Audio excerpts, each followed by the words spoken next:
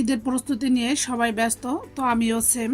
আসসালামু আলাইকুম, কেমন আছেন আপনারা সবাই? আল্লাহর অশেষ রহমতে আমিও ভালো আছি। আজকে আমি শেয়ার করব 8 থেকে 10টি কিচেন টিপস, কিভাবে মশলাগুলো খুব সহজে গুছিয়ে রাখলে ঈদের দিনের কাজগুলো সহজ হয়। তো প্রথমেই দেখতে পাচ্ছেন এখানে আমি আধা কিলো ধনিয়া গোটা নিয়েছি। এই ধনিয়াগুলো আমি একটি ভিজা তাওয়ালের মধ্যে ঢেলে দিচ্ছি। সবগুলো আমি ঢেলে দিচ্ছি না, অল্প অল্প করে আমি খুব ভালো করে এগুলোকে মুছে নিব। আপনারা চাইলে এই কাজটি পানিতে ধুয়েও করতে পারেন। তো আমার ধনিয়ার গোটার মধ্যে তেমন একটা একদমই ময়লা নেই, তারপর আমি একটু মুছে নিয়েছি। এই তো সবগুলো আমি মুছে নিয়েছি সেম পদ্ধতিতে। এখানে আমি হাফ কিলো জিরা নিয়েছি। জিরাগুলোর মধ্যে অনেকটাই ভালো, তাই আমি জিরাগুলো ধুয়ে নিব। 2-3 বার পানি পাল্টে পাল্টে হাত দিয়ে কষলিয়ে জিরাগুলো ধুয়ে নিয়েছি। দেখতে পাচ্ছেন নিচে অবশিষ্ট পানিগুলো কতটা ঘোলাটে হয়ে গিয়েছে। এভাবে আমি সবগুলো জিরা ধুয়ে পানিটাকে ছাঁকনির উপরে রেখে একবারে ঝরিয়ে নিব। এরপরে আমি একটি ছড়ানো প্লেটে ছড়িয়ে 2 থেকে 3 ঘন্টা সময় নিয়ে শুকিয়ে নিব। এতে করে জিরাগুলো একবারে মুচমুচে হয়ে যাবে। দেখতে পাচ্ছেন আমি এখানে কিন্তু অনেক রকমের মশলাই রোদে দিয়ে রেখেছি। ধনিয়া, জিরা এবং আমার একটা মিক্স মশলা করব, সেটা বড়ই। সব কিছু মিলিয়ে আমি এইভাবে সবসময় মশলাগুলো রোদে শুকিয়ে সংরক্ষণ করি। তাতে করে আমার কাছে কাঁচা মশলার ঘ্রাণটা বেশি ভালো লাগে ভেজে সংরক্ষণ করার চেয়ে। তো অনেকেই হালকা তেলেও সংরক্ষণ করেন, তাতেও সমস্যা নেই। তো আমার কাছে কাঁচা করলেই ভালো লাগে। এই তো দেখতে পাচ্ছেন এখানে আমি 2 কাপ জিরা নিয়েছি। এখন আমি এই জিরাগুলো বেটে নিব। দেখতে পাচ্ছেন কতটা সহজে জিরাগুলো একদম এক বাটার মধ্যেই মিহি হয়ে যাচ্ছে। কিছু জিরা আমি কাঁচাই ব্লেন্ড করে নিব। তো এই জিরাগুলো একদম কাঁচা থাকতে এগুলো মিক্স করতে অনেক বেশি সময় লাগে। তো এগুলো একদম এক বাটাতেই মিহি হয়ে গিয়েছে। এই তো গুঁড়ো করা জিরার মধ্যে কিছু পানি দিয়ে আমি এগুলো আরও মিহি করে বেটে নিয়েছি। আমি এখানে 2 বাটা দিয়ে মিহি করে নিচ্ছি। আপনারা চাইলে কাজটা ব্লেন্ডারও করতে পারেন। তো শিলপাটা একদমই সহজে করে নেওয়া যায়, তাই আমি শিলপাটায় করেছি। এখন আমি আমার পছন্দ মতো অল্প অল্প করে একটি বক্সে রেখে দিব। প্লিজ আপনাদের কাছে আমার ছোট্ট একটি অনুরোধ, আপনারা যারা আমার চ্যানেলে নতুন এসেছেন, ভিজিট করার সময় অবশ্যই একটি লাইক এবং চ্যানেলটি সাবস্ক্রাইব করে পাশেই থাকবেন।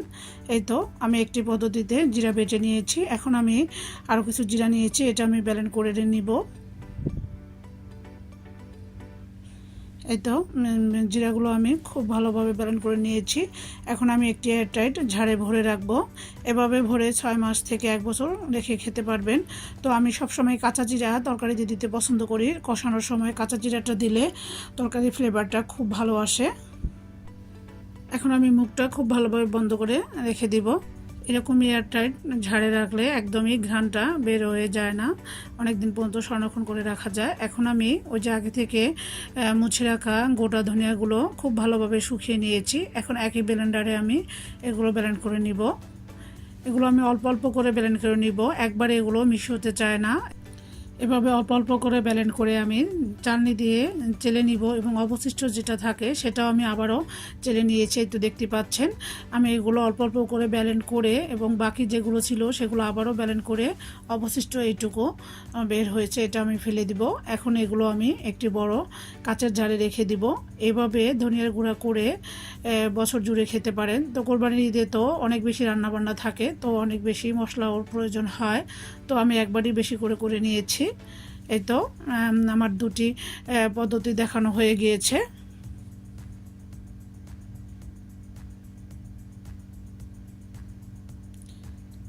টিপস নাম্বার 3, এখানে আমি 10-12টি পেঁয়াজ কুচি করে খুব ভালোভাবে ব্লেন্ড করে নিয়েছি। এখন আমি একটি পলিথিন কাগজ বিছিয়ে বক্সের মধ্যে পেঁয়াজের পেস্টটুকু ঢেলে দিচ্ছি।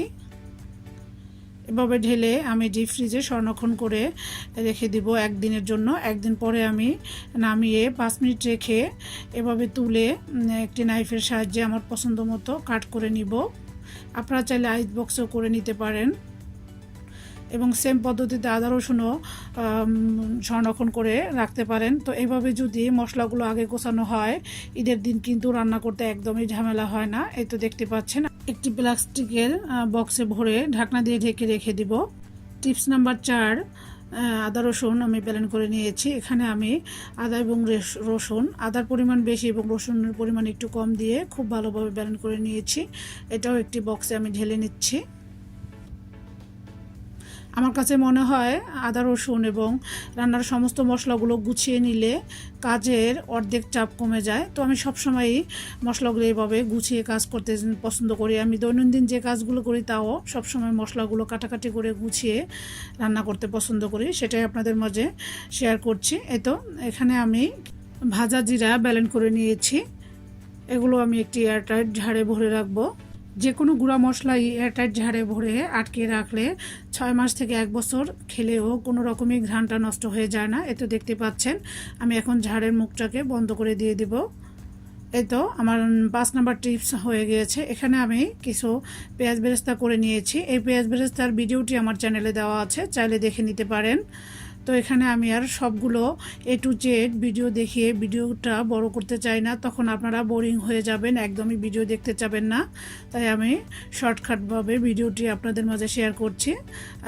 6 নম্বর টিপস হচ্ছে পেস্তা বাদাম, কাজু বাদাম, কাঠবাদাম উপরে ছিলাটা ফেলে ফ্রেশ করে রেখে দিয়েছি একটি বক্সে করে, এবং নিয়েছি কিছু কিশমিশ। এগুলো আমি ডেজার্ট আইটেম বা ফিরনিতে ব্যবহার করব। এখন আমি বক্সের মুখটাকে ঢেকে নিচ্ছি। দেখতে পাচ্ছেন এখানে আমি পেঁয়াজ বেরেস্তা, জিরা, আদা রসুন এবং বাদাম একসাথে গুছিয়ে রেখেছি। এখন আমি একটি ব্লেন্ডার ঝাড় নিয়েছি, এর মধ্যে আমি রোস্টের জন্য একটি মশলা তৈরি করব। এখানে আমি 3 রকমের বাদাম নিয়েছি, চীনা বাদাম, কাঠবাদাম, কাজু বাদাম উপরে ছিলাটা ফেলে দিয়েছি, এবং নিয়েছি 2 টেবিল চামচ কিশমিশ। এখন আমি দিয়ে দিব 1 টেবিল চামচ পেঁয়াজ বেরেস্তা। এখন সব কিছু আমি একটু পানি দিয়ে খুব ভালোভাবে ব্লেন্ড করে নিব। এই তো আমি ব্লেন্ড করে নিয়ে এসেছি।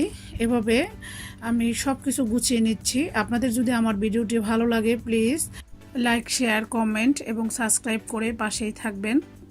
খুবই মিহিভাবে ব্লেন্ড করা বাদামের মিশ্রণগুলো একটি বক্সে ঢেলে নিচ্ছি। এই তো এখন আমি বক্সের মুখটা আটকিয়ে এটা আমি ডিপ ফ্রিজে রেখে দিব। নর্মাল ফ্রিজেও রাখা যাবে, যেহেতু ঈদের আরও 2-3 দিন বাকি আছে, তো আমি ডিপ ফ্রিজে রেখে দিয়েছি। আশা করি আমার আজকের ভিডিও ভালো লেগেছে।